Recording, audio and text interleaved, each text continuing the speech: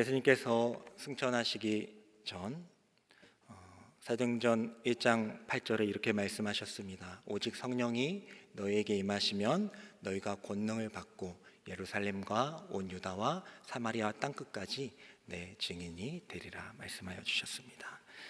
이것은 단순히 복음이 전파되는 순서와 또 지역을 나타내는 것이 아니라 그 복음의 능력과 그 확장성에 대해서 우리에게 말씀해 주고 있는 것입니다.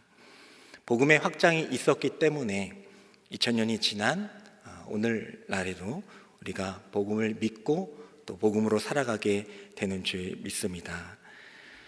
오늘 말씀을 통하여서 초대교회 중 안디옥 교회의 특별히 그 태동과 그 안디옥 교회의 사명을 함께 살펴봄으로써 복음의 확장이 오늘날에도 계속해서 이어지고 있음을 확인하는 시간이 되기를 원합니다.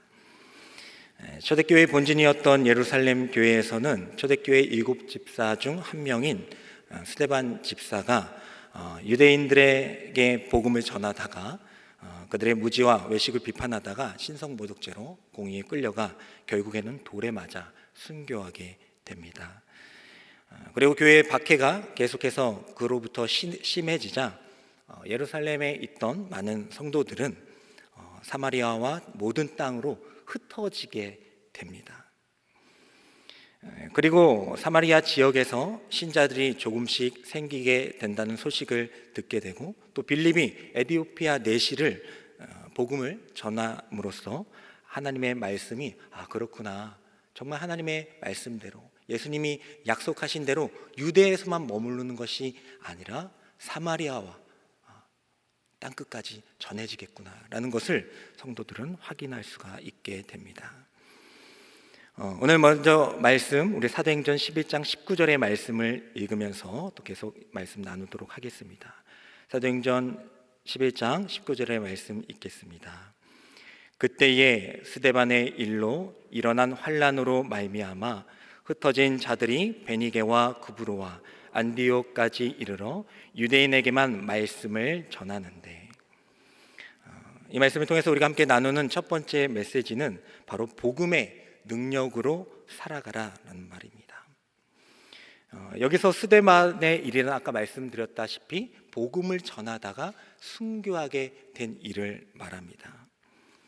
다른 것이 아니라 그냥 적당하게 믿었어도 됐을 텐데 그냥 교회 잘 다니고 또 집사니까 또 봉사도 많이 하고 또 교제도 열심히 하면서 그렇게 지냈어도 괜찮았을 텐데, 누가 뭐라 하지 않았을 텐데, 스데반은 그 안에 복음이 들어왔기 때문에 어쩔 수 없이 하나님의 복음을 전하다가 순교하게 됩니다. 이것이 바로 복음의 능력입니다. 복음의 능력은 운동력과 방향성을 가지고 있습니다. 그래서 복음이 우리 안에 딱 들어오게 되면은 우리가 그 막으려도 막을 수가 없는, 운동력이 있기 때문에 막을 수가 없는 것입니다. 그리고 그전에는 내가 원하는 대로 띠띠우며 살아가려고 했었는데 복음이 딱 들어오게 되면은 이제는 주님이 띠띠우는 대로 살아갈 수밖에 없는 겁니다. 운동력과 이 방향성이 이 복음의 능력이 되는 것입니다. 이 말씀을 읽으면서 우리는 어떠한 마음으로 살아가고 있는가? 복음이 우리 안에도 다 들어있기 때문에 오늘날 우리가 지금 여기서 예배 드리는 것 아닙니까? 근데 내 안에 복음의 운동력과 그 막을 수 없는, 복음을 말하지 않고는 막을 수 없는 그 운동력이 있는가? 또 나의 비전이라는 명목하에 내가 원하는 삶을 살아가고 있지는 않는가? 그 방향성이 분명한가? 저 자신부터 생각해 보게 되었습니다. 오늘 이 말씀을 통하여서 우리 안에 복음의 그 운동력과 방향성을 회복할 수 있기를 간절히 소망합니다. 이 복음이 들어오게 되면요, 막을 수가 없는 거예요. 그러니까 사람이 바뀌었다, 저 사람 예수님을 믿고 완전 바뀌었다, 이런 소리를 우리가 하게 되기도 하고 듣기도 하지 않습니까? 그것은 복음이 들어왔기 때문에 내 마음대로 움직일 수가 없는 거예요. 우리나라의 최대 지성가를 뽑으라고 한다면 우리 이어령 교수님을 말할 수가 있을 겁니다. 서울대 국문학 박사이기도 했고 또 문학평론가, 그리고 초대 문화부 장관까지 역임하셨던 분이십니다. 그분은 이제 기독교에 대해서 아주 날카로운 비판을 일삼으며 살아왔던 분이셨습니다. 나중에 이제 회고할 때에 하나님 왜 이렇게 제가 어렸을 때부터 기독교에 대한 그 비판을 하면서 살게 하셨어요. 결국 이렇게 믿게 하실 거면 좀 그러면 너무 그런 비판적인 말 하지 않게 하시지 왜 그렇게 비판을 하게 하셨습니까? 하고 물었게 됐을 때 나중에 이제 회고록에서는 나 같은 사람도 믿어야 다른 사람들이 믿겠구나. 야, 저렇게 날카롭게 비판하던 사람이 믿는구나. 그럼 정말 예수님이 계신 건 아닐까 생각하겠구나 라는 마음으로 그렇게 하셨다라는 것을 하나님의 뜻으로 받아들이게 되신 분이 있습니다. 이런 박사님이 이제 기독교의 비판을 하시면서 살아가고 있었는데 이제 사랑하는 딸 이민아 박사님, 이제 지금 목사님으로 이제 소천하셨는데 그 이제 사랑하는 딸이 어떻게든 아버지를 믿게 하려고 막 전에도 꿈쩍 안 하죠. 그렇게 비판적으로 하고 이성과 지성으로 꽉 차 있는 분이시면 꿈쩍 안 하는 겁니다. 사랑하는 그 딸이 이제 암에 걸리게 된 거예요. 이민아 목사님이 암에 걸리게 된 겁니다. 그런데도 꿈쩍 안 하는 거예요. 꿈쩍 안 하는 거예요. 그런데 이제 거기서도 꿈쩍 안 했는데 이제 사랑하는 딸이 눈이 이제 안 보이기 시작하는 거죠. 그래서 아빠, 내가 이제 눈이 이제 안 보이기 시작하는데 그래도 한번 아빠랑 같이 교회 가고 싶다. 다 이렇게 얘기를 한 거죠. 근데 거기서 이제 무너지게 된 겁니다. 그렇죠? 아무리 지성 있고 이성으로 판단한다 할지라도 사랑하는 딸이 눈이 안 보이는데 아무런 소용이 없는 거죠. 그래가지고 이제 복음을 받아들이게 됐습니다. 복음을 받아들여서 이제 복음으로 살아가게 되는 거죠. 그런데 이제 너무나도 우리 상황적으로는 이해할 수 없는 일이 벌어지는 것이죠. 그 사랑하는 딸이 다시 암이 재발하게 돼서 이제 죽게 되는 겁니다. 이여름 박사님 입장에서는 그 사랑하는 딸 때문에 예수님을 믿었어요. 복음을 받아들였습니다. 근데 그 딸이 죽었어요. 그러면 이제 다시 원점으로 돌아갈 수도 있잖아요. 하나님이 계시다면 이럴 수는 없지. 내가 이 딸 때문에 하나님을 믿은 건데 어떻게 이런 일이 벌어질 수 있습니까? 하면서 원점으로 돌아갈 수 있죠. 근데 이미 복음의 능력이 그 안에 있었기 때문에, 그 운동력이 가득 찼기 때문에 이여름 박사님은 더 이상 스톱할 수가 없었습니다. 그리고 다시 이제 예전처럼 돌아가가지고 내가 원하는 삶 살면서 기독교를 비판할 수 있었겠죠. 근데 이미 복음의 능력이 있어서 예수님을 향한 그 뼈대를 향하여 정해졌기 때문에 그것도 이제 되돌릴 수가 없는 것입니다. 그래서 결국 이제 이여름 박사님은 그렇게 많은 분들에게, 많은 지성인들에게 자신의 삶을 나누면서 간증하면서 많은 영혼들을 하나님께로 돌려오는 그런 역할을 감당하게 되셨습니다. 이렇게 복음의 능력은 우리의 삶을 완전히 바꿔버리게 되는 것입니다.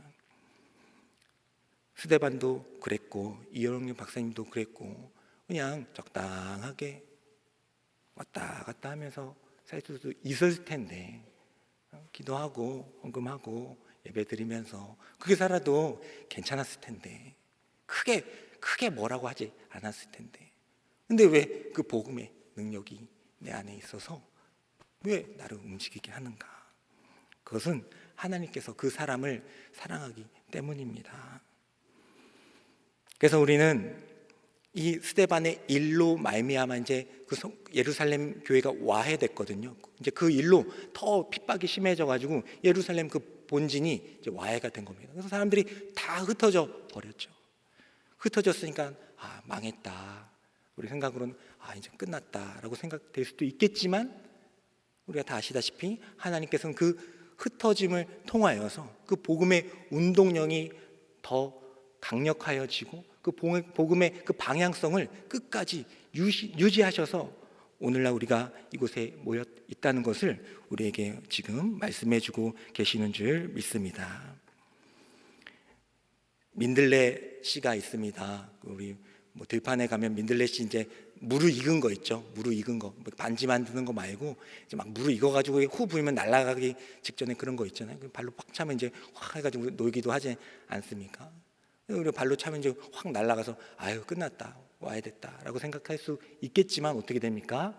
그 민들레가 바람을 타고 날려가서 이제 많은 지역에 뿌려지게 되는 것 아닙니까? 우리 안에도 스데반의 일과 같은 일이 있을지라도 정말 모든 것이 끝났구나, 망했구나라는 그런 순간이 드는 순간이 있을지라도 우리 안에 복음의 능력, 복음의 운동력과 그 복음의 방향성이 분명하다면 우리를 통하여서도, 나약한 우리를 통하여서도 하나님의 복음은 계속해서 전해지게 될 줄 믿습니다. 2000년 전에 그랬고 오늘날 지금은 아니다, 이게 아니고 하나님의 그 사랑과 그 성교는 계속해서 연연히 이어지는 것입니다. 스데반은 그랬고 대단하구나 하고 끝나는 게 아니라 우리 가운데도 그 복음의 운동력이 있다며 우리도 그렇게 도전하며 살아가야 되지 않겠습니까? 민들레 호시와 같이 그 흩어짐 가운데서도 우리를 사용하시는 하나님, 그 아무것도 아닌 그 씨앗 때문에 모든 지역이 그렇게 다 물들면서 번성하듯이 연약한 우리를 통하여서 하나님의 일들을 정하시고 행하시는 그 하나님의 은혜가 우리 가운데 가득하기를 축복합니다. 그런데 이제 너무나도 이렇게 좋았는데 문제가 하나 생기게 됩니다. 그 문제가 뭐였냐면은 아까 19절 하반절에 제가 마이크가 잘 안 들렸나요? 죄송합니다. 19절 하반절에 보게 되면은 그런 내용이 있죠. 복음을 전하긴 전했는데 유대인에게만 복음을 전했다라는 거죠. 흩어져가지고 이제 복음을 전했는데 유대인에게만 복음을 전하였다라고 기록하고 있습니다. 근데 어떻게 그럴 수가 있냐라고 생각할 수 있겠지만 그 당시 유대인들의 입장에서, 그리스도인 유대인들의 입장에서는 그게 맞는 거죠. 왜냐하면 본인들 하나님의 선택된 백성들만 구원을 받는다고 생각했기 때문에 설사 예수님이 실제라고 하더라도 우리만을 위해서 구원 오신 것이다라고 생각할 수 있기 때문에 유대인들에게만 복음을 전했습니다. 하지만 그 어간에 우리 10장과 9장의 말씀을 보면은 이제 그것이 깨지는 장면이 나오게 됩니다. 그래서 오늘 말씀 11장 20절과 21절을 한번 다 같이 한번 읽어보도록 하겠습니다. 어떻게 됐는지 읽겠습니다. 그 중에 구브로와 구레네 몇 사람이 안디옥에 이르러 헬라인에게도 말하여 주 예수를 전파하니 주의 손이 그들과 함께 하심에 수많은 사람들이 믿고 주께 돌아오더라. 아멘. 처음에는 유대인에게만 복음을 전했는데 전하다 보니까 이제 그 옆에 뭐 이방인, 헬라인도 있지 않았겠습니까? 근데 그들이 믿는 거예요. 유대인에게만 전했는데 그 옆에 있던, 지나가던 그 헬라인이 믿기 시작한 겁니다. 이해되지 않을 수가 있어요.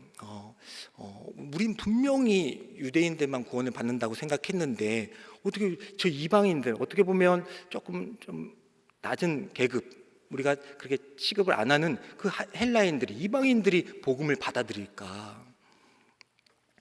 우리 안에도 이들과 같은 마음이 있을 수 있습니다. 저 사람은 절대 안 믿을 거야. 우리 아빠, 얼마나 날 때리고, 꿈쩍도 철옹성 같은 분이시지. 때로는 저 친구는 믿으면 안 돼. 저 친구는 믿으면 안 돼. 저런 나쁜 놈이 믿으면 안 돼. 라는 그런 마음이 우리 가운데 있을 수 있어요. 하지만 하나님의 복음의 능력으로 그 모든 선입견과 편견들을 깨트릴 수 있기를 원합니다. 우리 가운데에도, 가족 가운데에도, 친지 가운데에도, 친구 가운데에도 그런 마음이 있을 수 있습니다. 인간이기 때문에. 하지만 이 복음의 능력을 본다면, 복음의 능력을 우리가 갖고 있다면은 그것을 깨트리고 복음을 전할 수 있기를 원합니다. 저도 이제 이 전전교회에서 이제 사역을 하는데 제가 전도부를 맡은 거예요. 근데 그 지역이 그 약간 무당들이 많은 지역이었습니다. 이게 산동네 약간 비슷하게 있는데 보광동이라고 아시는지 모르겠어요. 근데 재개발되기 이제 직전이라 좀 허름해서 이제 무당들이 많은데, 이제 거기에 보면 이제 저는 전도부고 거기 이제 무당 분들이 많이 계시고, 그러니까 이제 어디 영적인 전쟁은 아니지만 어쨌든 그런 거예요. 근데 문제는 뭡니까? 그분들이 다 우리 권사님 친구고 이웃인 거예요. 그러니까 이걸 싸워야 되는지 말해야 되는지 이제 상당히 어려웠는데, 근데 전 전도부니까 이제 전도를 해야 되잖아요. 이제 교회 앞에 이제 매대를 깔고 거기서 이제 부침개를 줍니다. 근데 이제 부침개를 막 해서 뭐 주변에 가게도 막 주기도 하고 전달하기도 하면서 부침개를 막 줘요. 그럼 뭐 부침개 맛있잖아요. 심심할 때 얼마나 맛있습니까? 근데 그냥 부침개가 아니거든요. 거기 이제 통통한 오징어가 다 길게 있는 거죠. 거기 또 매콤한 빨간 고추가 또 얹혀진 겁니다. 그러면 이게 얼마나 그 상상만 해도 맛있습니까? 근데 이제 비가 오는 날 이제 한 거예요. 그래서 야, 이거 부침개를 해야 되나 말아야 되나. 이제 전도부 제가 대장은 아니 뭐 담당이니까 이거 갈까요 말까요 하는데, 이게 너무 많이 오면 저도 접읍시다, 안 됩니다, 이거는 불가능합니다 할 텐데 약간 아슬아슬하게 오는 겁니다. 근데 다 아시다시피 부침개는 언제 먹어야 돼요? 비 오는 그러니까 이제 여론이 비 오는 날 부침개죠 해가지고 나가게 된 거죠. 나가게 돼가지고 죄송합니다. 나가게 돼가지고 이제 천막 치고 부침개를 나눠준 거죠. 근데 늘 오시던 그 무당 한 분이 계셨어요. 근데 아까 말씀드렸던 권사님 친구예요. 그러니까 좀 오시는데 온다고 부침개 저분도 드리라고 해가지고 얼른 해가지고 이제 봉제해가지고 이제 드렸어요. 그 다음 주에 왔을까요, 안 왔을까요? 안 왔어요. 왔으면 좋았을 뻔했는데 안 왔어요. 예. 근데 이제 나중에 오셨어요. 나중에 그 해에 나중에 오셨어요. 무당입니다. 무당벌레가 아니고 무당이에요. 그 기독교하고는 어떻게 보면 거의 상종을 안 하시는 분이시잖아요. 근데 저도 그래서 목사였는데도 안 된다, 무당은 안 된다, 이런 생각이 좀 있긴 있었어요. 근데 하나님이 그걸 깨시더라고요. 우리 안에 그런 선입견과 편견이 있습니까? 복음의 능력으로 깨트리시기를 원합니다. 누굴 좋아서 하는 게 아니라 주님이 우리에게 원하시는 것 아닙니까? 우리도 그렇게 깨트려서 온 분들 저를 비롯해서 있지 않겠어요? 그냥 냅뒀으면 쟤는 안 돼, 저놈 믿으면 안 돼 했던 그 사람이 우리가 될 수도 있던 것 아닙니까? 근데 누군가 깨트려가지고 우리한테 전단지 주고 참아주고 오래 참아가지고 기다려줘서 우리가 이 자리에 있는 것 아닙니까? 똑같은 줄 믿습니다.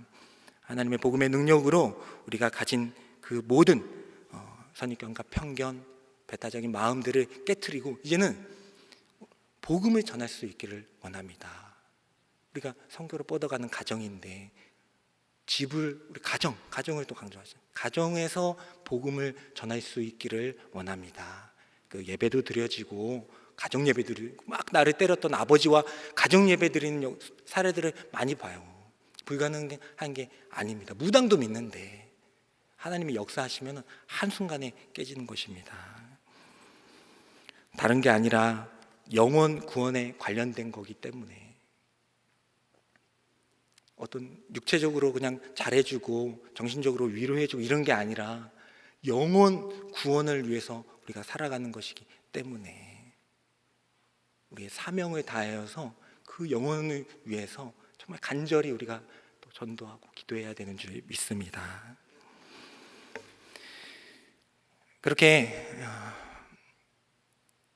복음이 조금씩 전해진다는 소식이 이제 예루살렘 교회에도 또 들리게 된 거예요.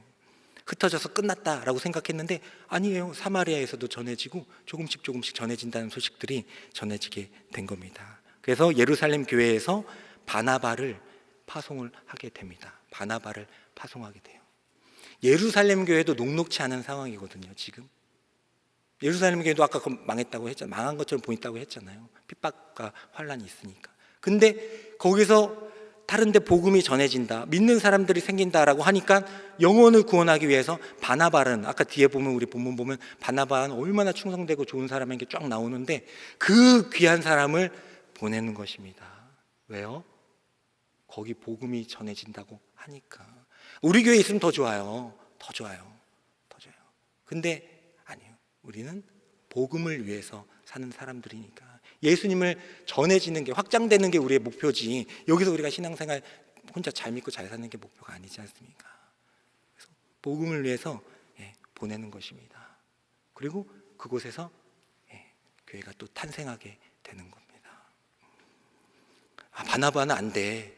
바나바는 어떤 사람인데 바나바 가면 안 돼 라고 생각할 수도 있겠지만, 정말 소중한, 우리에게 너무나도 소중한 것을 하나님께 내어드릴 때에, 다른 거 내어드리는 게 아니라 주님께 내어드릴 때에 주님께서는 그것을 반드시 사용하여 주셔서 복음이 확장되는 데 사용하여 주실 줄 믿습니다.